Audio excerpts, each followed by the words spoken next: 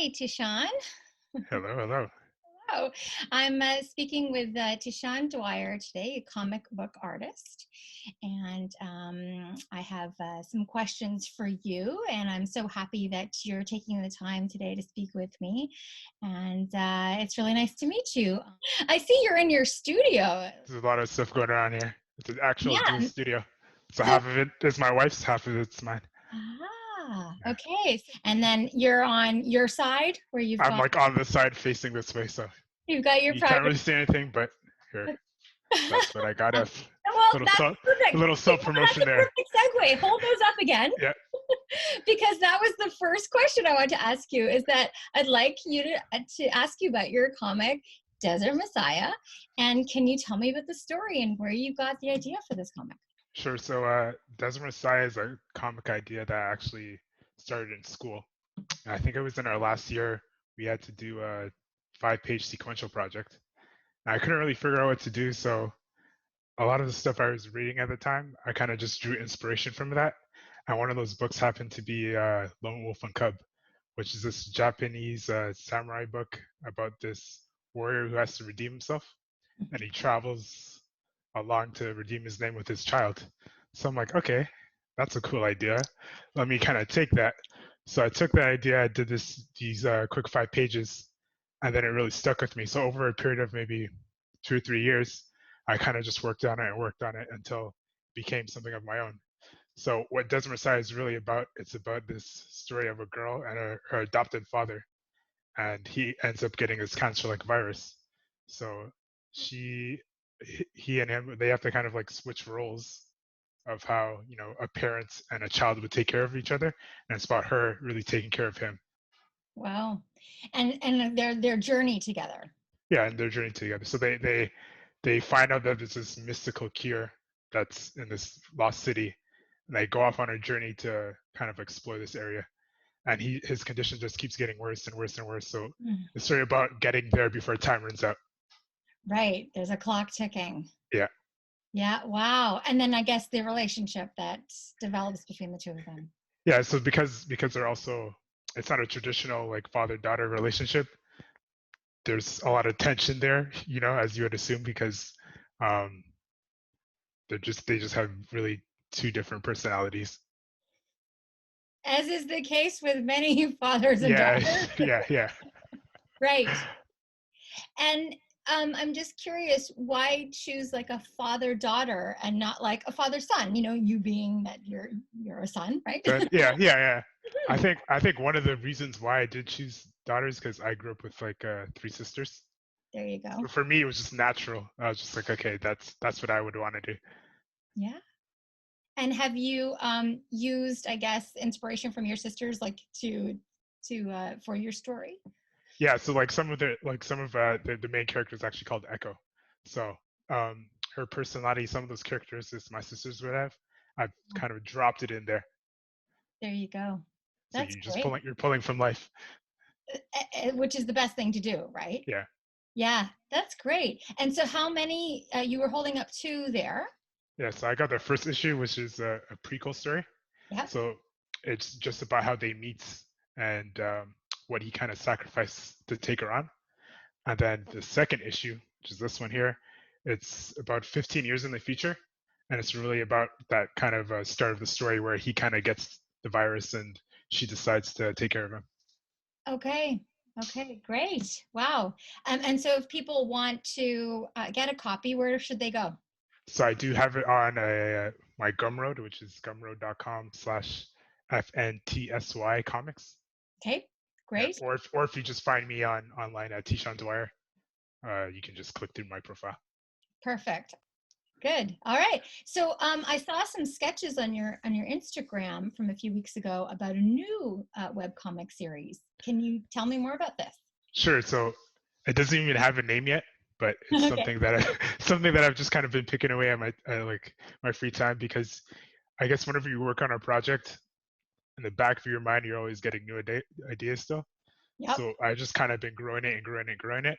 So basically, it's about a story about this kid who finds a secret society, and it's a little bit political, but it's about how I guess your inner demons, and I guess people's true intentions.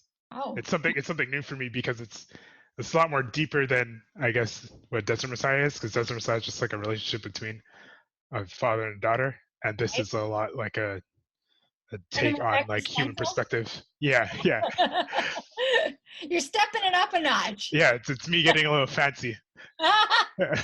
That's great. And so, are you doing all the writing for this as well? Yeah, so for both projects, actually, I do all the writing, the layouts, coloring. I'm hoping to do this in color. So Great. Actually, I wanted to ask you about the writing part of it because I know that that's something sometimes we don't hear a lot about with comic book artists. Can you tell me more about your experience with writing, like how you maybe have studied the craft of writing yeah, and gotten better at it over the years? sure. So I guess maybe this is a unique perspective for me, but I don't write like a traditional writer. So a writer would usually sit down and type out a first draft and then go out through there. So for me, I really get the ideas from when I'm sketching. So if I sketch a character in my head, I have a story attached to that character, and then I just kind of develop on the idea. So when that idea becomes big enough, that's when I start the writing phase.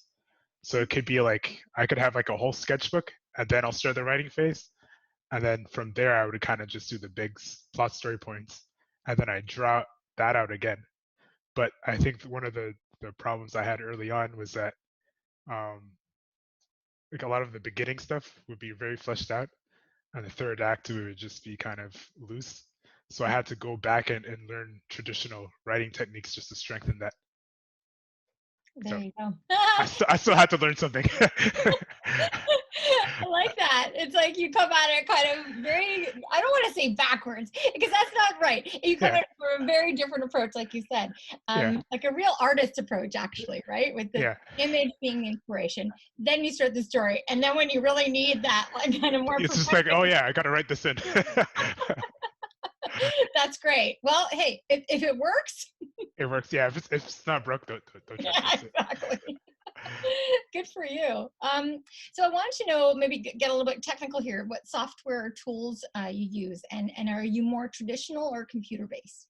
So when I started out, I was actually like a traditional diehard. Like I would only use like a brush and ink and a nib. Like everybody was using digital, not me.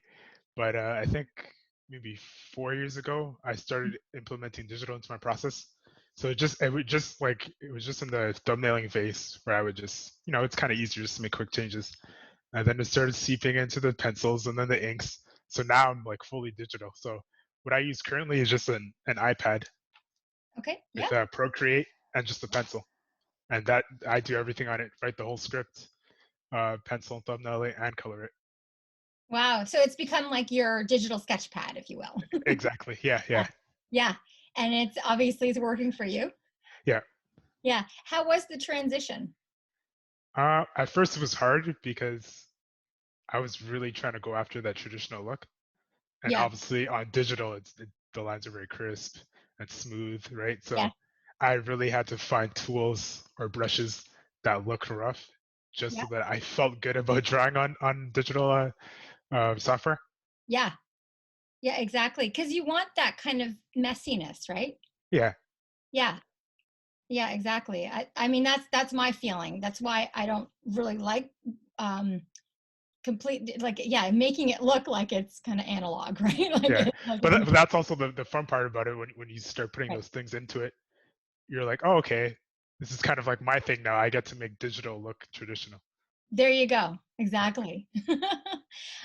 So I want to go back a bit and talk about like why you wanted to become an illustrator. What was your, inspiration to become an illustrator? And then the second part of the question is, what was it about Max the Mutt that made you choose it as the college to pursue this career? sure. So actually, illustration wasn't even my first pick. It was actually animation because I grew up with a lot of like Japanese uh, cartoons and movies, so like Dragon Ball, all that kind of stuff. But I think a lot of that stuff that I wanted to do, you had to either like live in Japan or something. So that idea died very quickly. I was just like, I don't know if I want to do that, but I still liked crafting narratives. So sequential arts was really like I guess the combination of those two things where I could have that energy in my work and then craft my own narratives. Okay. Yeah. And Interesting. then Max the Mutt, if I remember correctly, when I was in high school, my teacher referred it to me because she was just like, well, you kind of draw in this cartoony style. There's a lot of options for that in Canada. But she told me about Max the Mutt, and I'm like, okay, I'll check it out. And it was just like my mind was blown because you had like the comic books, the concept art, and animation in one place. I was just like, wow, I've like you don't hear of this. Like other schools don't offer that. They usually just offer like animation and that's it. So Right. uh, I applied right away. Didn't like heard back maybe a week later, and I was like, okay, I'm in. That's great. Yeah. And so, yeah, I guess so you graduated in 2013, Yep, right? 2013. Yeah. Yeah. And how do you feel then that your experience at MTM helped prepare you for your career? And like kind of what tools did you gain as a student which has carried you through in your professional career? Okay.